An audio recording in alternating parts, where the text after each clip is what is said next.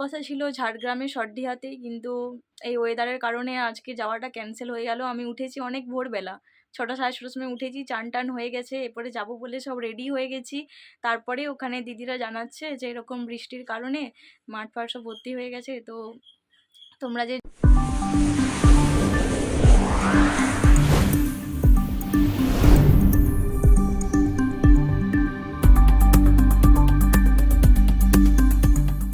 Hello friends, good morning, welcome back to our channel আইকে our blogs. তো তোমরা সবাই কেমন আছো? আশা করছি সবাই খুব ভালো আছো, আমরাও খুব ভালো আছি।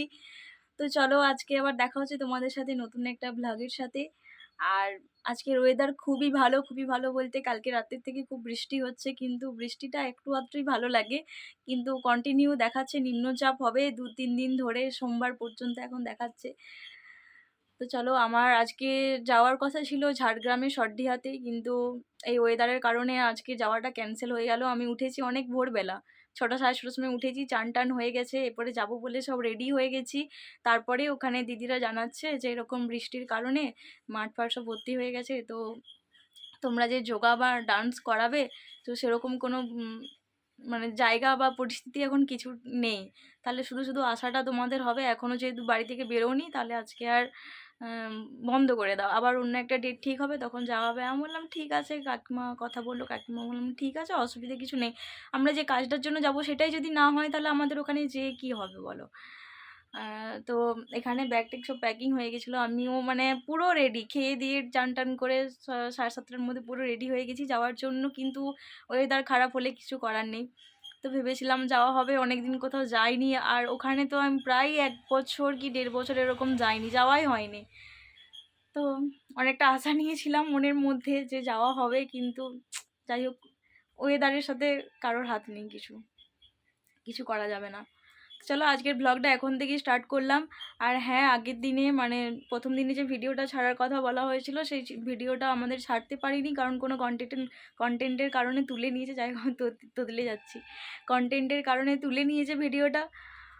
তো যাই হোক, মন খারাপের কোনো কারণ নেই, আজকের থেকে নতুন করে ব্লগ আবার দেবো, আজকে একটা ব্লগ আপলোড দেবো, ওটাই শেষ করলাম। ওটা এডিট করছি, ভিডিও দুপুরের মধ্যে ছাড়বো, দেখি দুপুর হয়ে যাবে, কারণ কি আগের দিনের ভিডিও এডিট করব, তার মানে আজকের দিনটা লাগবে, কারণ আমি রাত জাগতে পারি না। আর রাত জেগে যে বানাবো, কিন্তু সেই মানে প্লেসটা আমাদের নেই যে ভয়েস ওভার দেবো বা এডিট করব, কারণ বাড়ি তো মানে আমাদের ঘরের মধ্যে হচ্ছে 3টে রুম, ঠিক আছে, তার মধ্যে ভাইপো, দাদা, বৌদি, মা, বাবা, আমি, এত সবাই মিলে। তো যাই হোক, তার জন্য সকালবেলা এডিট করতে হবে, সকালবেলা এডিট করতে গেলে সেই দুপুরেই আপলোড দিতে হবে, সেই কারণেই আর কি। তো চলো আজকে এখন থেকে তোমাদের সাথে ভিডিওটা স্টার্ট করলাম, ভিডিও কন্টিনিউ করতে থাকো। হ্যাঁ, আজকে যে পরিমাণে বৃষ্টিটা হচ্ছে তোমাদের সাথে একটুখানি শেয়ার করি যে বাইরের কি অবস্থা। তো চলো, ওয়েদারটা দেখো, আজকে পুরো ছিপছিপ ছিপছিপ বৃষ্টি পড়ছে, চারিদিক অন্ধকার, মেঘে পুরো ঢাকা পড়েছে।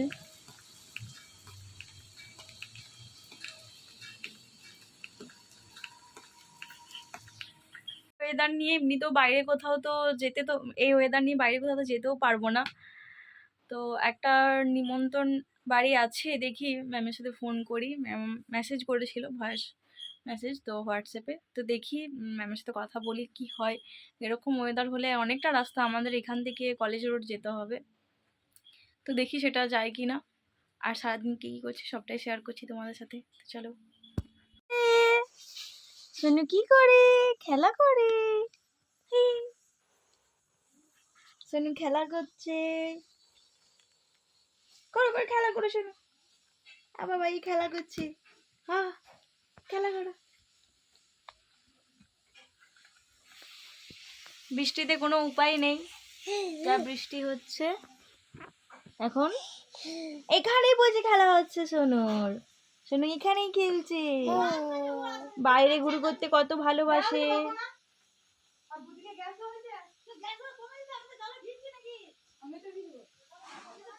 সোনা সোনা মা খেলা করছে।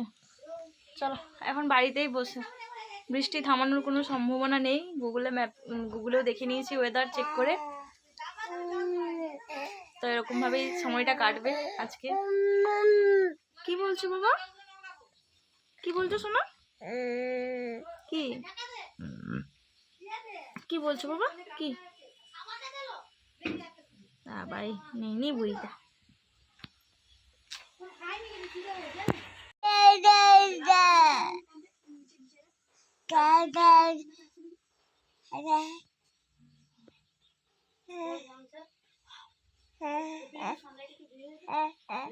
এই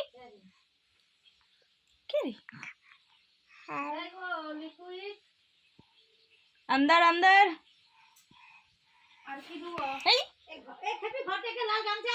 বলে দাও হ্যালো বন্ধুরা, কেমন আছো সবাই? বাই বাই করে দাও তো, টাটা করে দাও তো শোনো, টাটা করে দাও, টাটা করো, টাটা হ্যালো করে দাও, হ্যালো হ্যালো। আর পিসোকে হ্যালো করে দাও, হ্যালো পিসো, পিসোকে হ্যালো করে শোনো, এই শোনো পিসোকে হ্যালো করে দে বাবা, করবে না আবার একটা মুখে যায়। এখন যেমন ওয়েদারটা একটু ঠিক হয়েছে, কি বাবা যাওয়া যাক।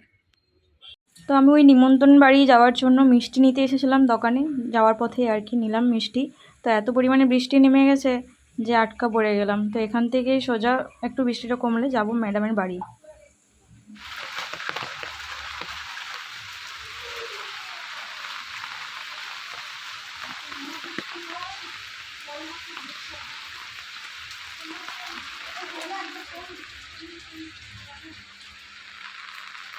হ্যাঁ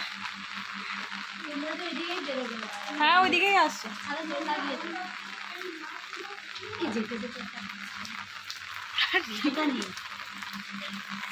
তো সুরমাদির সাথে একটুখানি রিলস বানিয়ে নিলাম খেয়ে দিয়ে যখন ফিরছিলাম ম্যাডামের বাড়িতে। আমরা হেঁটে হেঁটেই গিয়েছিলাম, সামনের লজেই হচ্ছিলো, ম্যাডামের বাড়ির সামনের লজেই হচ্ছিল। তো একটুখানি রিলস বানিয়ে নিলাম লোকের দুয়ারে ফোন নামিয়ে রেখে। খাওয়া দাওয়া হয়ে গেছে, এবার বাড়ি চলে যাব।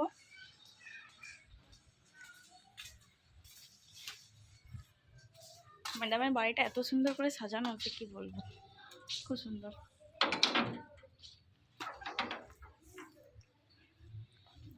তো চলো যাওয়া যাক।